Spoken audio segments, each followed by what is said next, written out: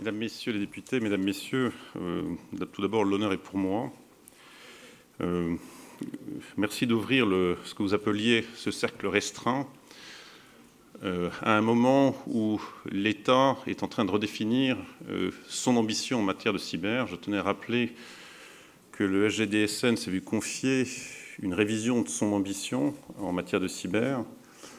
Faut-il modifier nos organisations? Qu'est-ce que la souveraineté numérique? Et Louis Gauthier, son secrétaire général, devrait proposer certaines réponses au début de l'année prochaine. Je viens devant vous surtout témoigner d'une certaine manière comme un opérationnel. Opérationnel qui a vu combien le cyber avait en profondeur modifié le business model des services de renseignement, combien il avait modifié profondément leur mode d'action, et depuis peu tenté, comme nouveau commandant de la cyber du ministère des Armées, de mesurer combien cette responsabilité et ces enjeux, je continue à les découvrir et à en mesurer les amplitudes. Ce que je souhaitais vous partager aujourd'hui, c'est une réflexion autour de l'espace numérique et sa fonction stratégique, parce qu'il me semble que répondre à cette question, c'est aussi pour un opérationnel répondre à celle de la souveraineté et de l'autonomie en matière de numérique. Parce que cet espace qui découle de la numérisation, est-ce une arme stratégique? Est-ce une arme de souveraineté? On pourrait vous rétorquer que 80% des attaques aujourd'hui sont des attaques de nature cybercriminelle. On pourrait vous rétorquer que l'effet d'une attaque, finalement, a peu de conséquences. Quand T25 est attaqué par une attaque de type sabotage qui neutralise une partie de ses réseaux, elle met quelques jours à les remonter. Que la mesure de l'efficacité de ces attaques est extrêmement difficile. Et que finalement, on est dans un espace d'abord poussé par des dynamiques mercantiles. Pour autant, du point de vue de l'opérationnel et du militaire que je suis, d'abord, le cyber, comme dans l'enseignement, est en train de modifier profondément nos modes d'action. Aujourd'hui, et demain plus encore, nous ne pourrons plus engager nos moyens aériens, terrestres ou navals, sans combiner des effets du cyber. Le cyber, c'est aussi l'assurance que l'offensif l'emporte sur le défensif. Tout est une question de temps pour pénétrer un réseau. Et ça vous donne un avantage comparatif, technico-opérationnel, et un ascendant psychologique extrêmement important. C'est aussi, et vous le disiez, un espace d'enjeu stratégique au sens politique du terme, où GAFA et État se cherchent. C'est une option supplémentaire pour l'État dans la panoplie de réponses qu'il a, réponses diplomatiques, réponses par des armes conventionnelles. Ça offre donc à l'État, dans cette panoplie, une capacité supplémentaire à engager la réponse qu'il souhaite. C'est enfin et surtout devenu une arme d'emploi pour l'espionnage et la criminalité, et pour les actions de désinformation à des échelles qu'on est en train de dépasser. Aujourd'hui, Vladimir Poutine en fait très clairement un outil de ces puissances, qui pose des questions de fond sur la protection de nos sociétés et des démocraties. Est-ce que quand on attaque les capacités d'une société à organiser ses votes, est-ce qu'on ne touche pas finalement à son existence? Donc ces questions fortes et de fond me semblent d'une certaine manière répondre à la question de la qualification de cet espace. Cet espace de conflictualité, évidemment, aujourd'hui, il est parfaitement, je dirais, assimilé par des acteurs aux formes très diverses, où criminalité et État se croisent et s'utilisent, où la diversité des modes d'action se renouvelle sans cesse, et où, plus grave encore, la prolifération des outils et des vulnérabilités devient un lien commun. Quand tous les outils de la NSA sont mis par Wikileaks sur la place publique. Quand les vulnérabilités et les outils d'attaque de la CIA, Volt 7, Volt 8, sont mis aux enchères sur Internet, c'est de la prolifération à très grande échelle. Donc vous voyez que la réponse aujourd'hui que je vous propose sur cet espace numérique, est-il aujourd'hui un espace de confrontation? Je n'aime pas beaucoup ce mot confrontation, je lui préfère conflictualité. Et notre responsabilité aujourd'hui, c'est de mettre le curseur de la conflictualité à un niveau acceptable pour nos sociétés modernes et démocratiques. Nos sociétés ont fait le pari d'une stratégie cyber de nature défensive.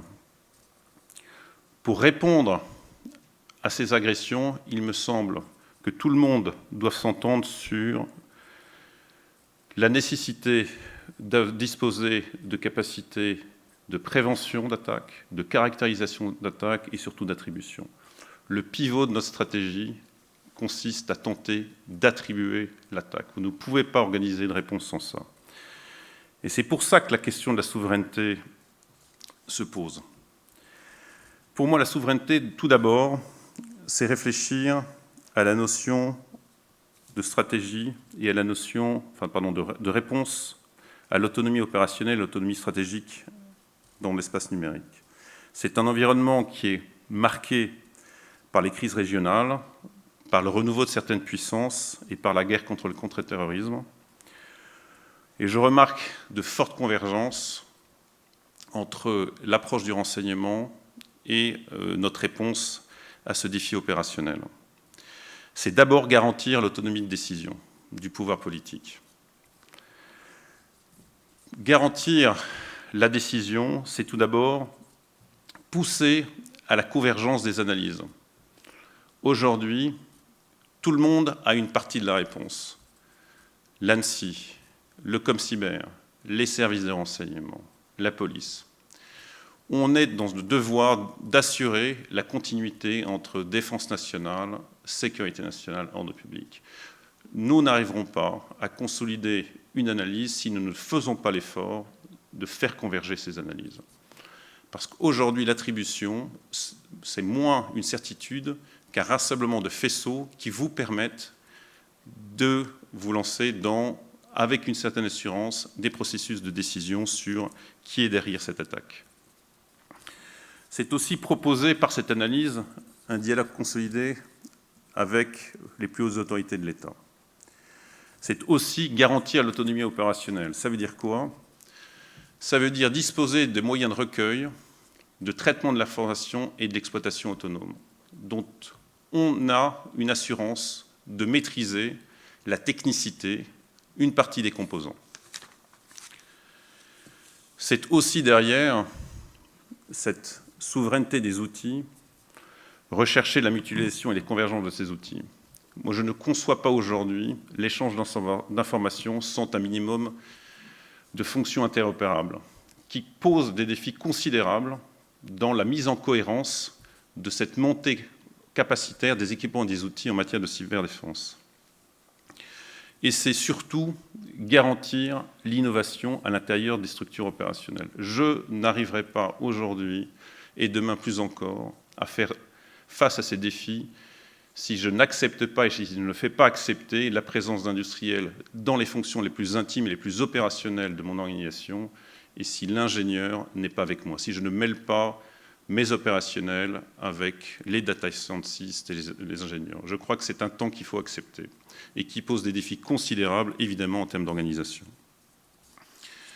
J'en viens à la souveraineté numérique. Tout d'abord, cette souveraineté elle a été définie, je vous le rappelle, en 2015 au travers de 5 objectifs. Garantir la souveraineté, je lis, c'est contrer les attaques de cybermalveillance, informer le grand public, faire de la sécurité numérique un avantage concurrentiel pour les entreprises françaises et renforcer la voix de la France à l'international. C'est aussi se mobiliser pour identifier les prochaines ruptures technologiques, être en capacité de veille et en capacité d'accompagner l'ensemble des acteurs pour identifier les ruptures et les intégrer dans des processus d'innovation, y compris, comme je le disais, au sein des organisations militaires. C'est aussi, pour moi, un défi que je partage avec la DGA, de tenter de renouveler l'interfaçage public-privé, DGA, état-major des armées, avec l'écosystème industriel français. Donc vous voyez aujourd'hui que cette souveraineté, dont on peut considérer qu'elle n'est que nationale, nous oblige à un changement, vous parliez de paradigme, en tout cas d'état d'esprit en profondeur. Je crois aussi que cette souveraineté, il faut nous interroger sur peut-on la partager? On a toujours tendance à considérer que la souveraineté restera nationale. Moi, je reste persuadé du contraire, et je le suis de plus en plus. J'ai été voir mes homologues allemands, et je pars dans un jour voir mes homologues britanniques.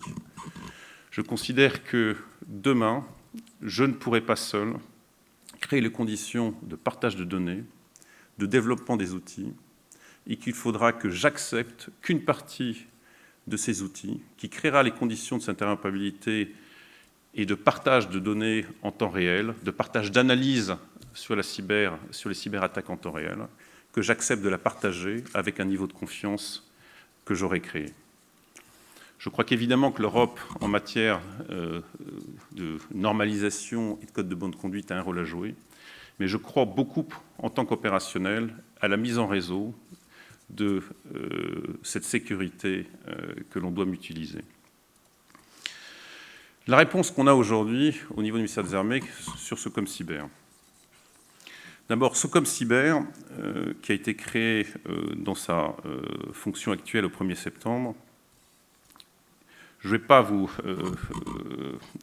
sortir un organigramme, je vais simplement vous en déterminer 3 caractéristiques qui sont, me semble-t-il, les 3 gènes de ma responsabilité. Vous l'avez compris, le premier d'entre eux, c'est le gène des opérations. Aujourd'hui, j'exerce une continuité entre la partie protection, sécurisation, la partie surveillance, défense des réseaux du ministère des Armées et action numérique dans un cadre plus offensif.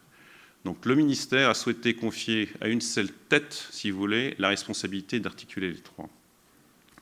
Le deuxième gène, c'est un gène de nature fédérative. Aujourd'hui, je ne conçois pas ma responsabilité seul dans mon coin. Je suis colocalisé, ou une partie de mes organisations sont colocalisées avec l'ANSSI.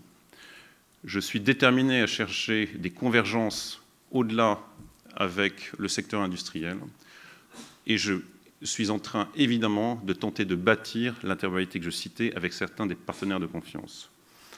Troisième gène est de nature technique. Est-ce que je serai capable de faire face à ces évolutions qui s'inscrivent dans des temps courts, alors qu'aujourd'hui, mes process de travail ne sont pas adaptés. Donc voilà, si vous voulez, ces 3 défis. Et je voudrais en terminer sur un questionnement autour du leadership. Parce que finalement, cet espace numérique, qui est à la fois un espace d'innovation qui bouleverse profondément nos sociétés, c'est aussi un espace de forte dualité civilo-militaire qui en fait un espace de conflictualité, comme j'ai essayé de vous l'expliquer. Et les questions que je dois me poser aujourd'hui sont celles de ma capacité à comprendre ces évolutions, à choisir les hommes qui pourront les accompagner et à bousculer aujourd'hui des habitudes qui m'empêchent d'avancer et d'intégrer ces notions de partage, de mutualisation de données. Cet état d'esprit aujourd'hui, me semble-t-il, est en train aussi de profondément modifier la notion de leadership et la notion de management dans nos organisations. Voilà ce que je voulais vous partager, plus de convictions qu'autre chose, et qui font que, par le fait de m'inviter et d'intégrer un officier à toutes les réflexions que vous avez, me semble aujourd'hui aller dans le bon sens. Je crois que la cyber aujourd'hui, et la cyberdéfense en particulier, sont une notion collective qui n'appartiennent évidemment à aucun d'entre nous et à tout le monde. Merci à vous.